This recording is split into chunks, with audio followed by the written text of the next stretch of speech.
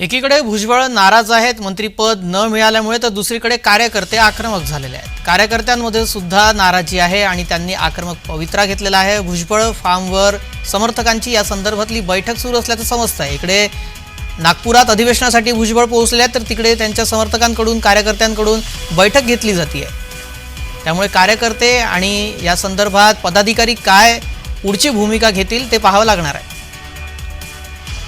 भुजबळ हे नागपुरात असताना अधिवेशनासाठी मात्र तिकडे त्यांच्या समर्थकांनी बैठक बोलावलेली आहे आणि या बैठकीमध्ये माध्यमांना परवानगी नाही आहे, त्यामुळे ही फार गुप्त बैठक सुरू आहे। भुजबळ समर्थकांची ही बैठक सुरू आहे आणि मंत्रिपद नाकारल्यामुळे कार्यकर्ते नाराज आहेत। या संदर्भात अधिक माहिती देण्यासाठी आमचे प्रतिनिधी किरण गोटूर जोडले गेले। किरण, नेमकी काय ही बैठक सुरू आहे? कारण आता भुजबळ नाराज झाले आहेत, त्यामुळे कार्यकर्ते काय पुढची भूमिका घेऊ शकतात?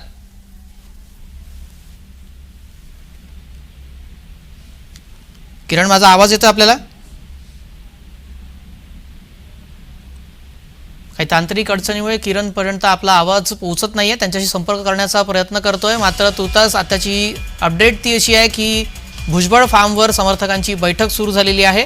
भुजबळांना मंत्रिपद मिळालं नाही, त्यामुळे कार्यकर्ते नाराज झालेले आणि त्या संदर्भात ही बैठक इथं पार पडतीये। या कार्यकर्त्यांच्या बैठकीमध्ये काय निर्णय होतो ते येत्या काळात स्पष्ट होईल। या संदर्भातले अपडेट वेळोवेळी आम्ही पोहोचवतोय, मात्र आता ही बैठक सुरू झाल्याचं समजतंय। सर, कई वरिष्ठ नेता जो ऐसे हैं जिनको शामिल नहीं किया गया मंत्रिमंडल में, अभी तो वो तो जो है जो पार्टी के हमारे जो नेता है उनका निर्णय होता है, तो उसके बारे में क्या कहेंगे। सर, वरिष्ठांना डावललं गेलेलं आहे। तुम्ही आणि तुमचे आणखी एक सहकारी दिलीप वळसे पाटील, कुठेतरी नव्यांना संधी देण्यासाठी ज्येष्ठांना डावललं जाते असं त्यांनी सांगितलं आम्हाला। तर जितेंद्र आव्हाड म्हणतात की ओबीसींवरती अन्याय झालेला आहे, एवढ्या ज्येष्ठ मंत्र्यांचा संघर्ष आम्ही पाहिलेला आहे, परंतु त्यांना न्याय द्यायला हवा होता। मग काय सांगू त्याच्यावर?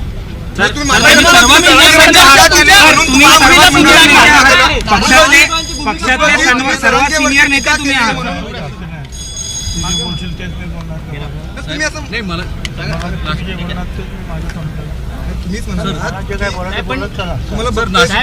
काही वेगळी जबाबदारी पक्षामध्ये काही सर, नाशिकमध्ये आपल्या फार्म हाऊसवर, नाशिक फार्म हाऊसवर आणि यार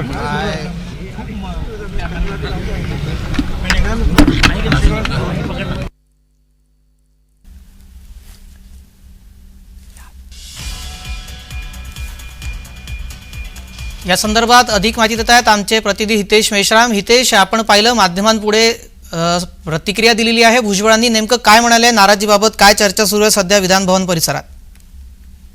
नक्कीच आताच थोड्या वेळापूर्वी जे आहे छगन भुजबळ यांची प्रतिक्रिया त्यांनी माध्यमांसमोर दिली आहे आणि त्यामध्ये त्यांनी जी नाराजी आहे, कार्यकर्त्यांची जी नाराजी आहे, कार्यकर्ते जे नाराज, नाशिकमध्ये जे कार्यकर्ते असतील राष्ट्रवादीचे, ते नाराज झालेले आहेत, त्याबद्दलची देखील माहिती ती पुढे आलेली आहे। आणि त्यानंतर मंत्रीपद न देण्याचं कारण म्हणजे की कुठेतरी त्यांची वर्णी दिल्लीपर्यंत लागू शकते का, काही मोठी जबाबदारी त्यांना मिळू शकते का, अशा पद्धतीची जी चर्चा आहे ती देखील सध्या चालू आहे। आणि त्या पद्धतीने राज्यसभेवर जाऊन त्यांची वर्णी जी आहे ती दिल्लीपर्यंत लागू शकते का, हे पाहणं तितकंच महत्वाचं आहे। राज्यसभेमध्ये त्यांची वर्णी लागणार किंवा पक्षामध्ये त्यांना मोठी जबाबदारी दिली जाऊ शकते अशा चर्चा आहेत। काय तिथे सर्व माध्यम प्रतिनिधी आहेत, पत्रकारांमध्ये या संदर्भातली काय चर्चा आहे? कारण या संदर्भातले जे सूत्रांकडून माहिती सातत्यानं पुढे येत असते, त्याबाबत काय माहिती आहे?